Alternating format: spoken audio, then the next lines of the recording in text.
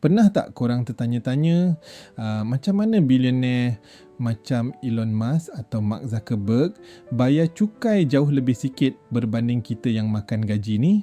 Sambil korang layan Ramadan ni, jom saya bongkarkan rahsia tax avoidance, cara elak cukai level kayangan secara 100% legal.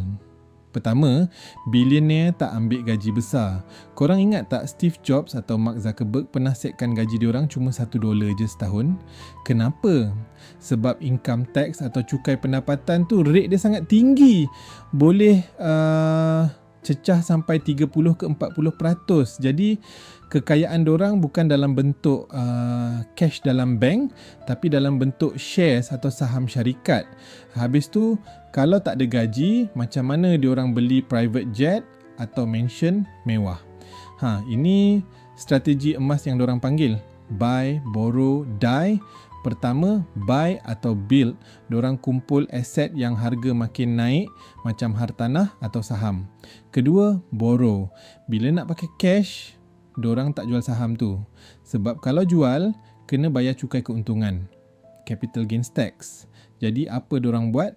Diorang pergi bank, cagarkan saham tu dan buat pinjaman bernilai jutaan ringgit.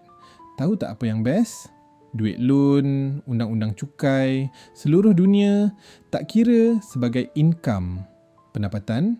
So it's 100% tax free money. Interest bank pula jauh lebih murah dari bayar cukai kerajaan.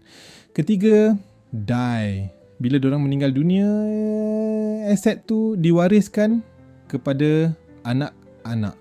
Dan wujudnya loophole, undang-undang yang buatkan nilai cukai tu reset, step up in basis. Maksudnya, anak-anak diorang dapat kekayaan tu dan terlepas dari bayar cukai yang tertunggak. Kekayaan tu kekal dalam keluarga dari generasi ke generasi. Kena ingat, ini adalah tax avoidance, iaitu guna undang-undang untuk minimumkan cukai secara sah, bukan tax evasion, iaitu lari dari cukai secara haram. Orang kaya faham game undang-undang ni, that's why dorang makin kaya. Korang belajar sesuatu hari ni, cuba komen kat bawah. Jangan lupa save video ni dan follow saya untuk banyak lagi tax hacks.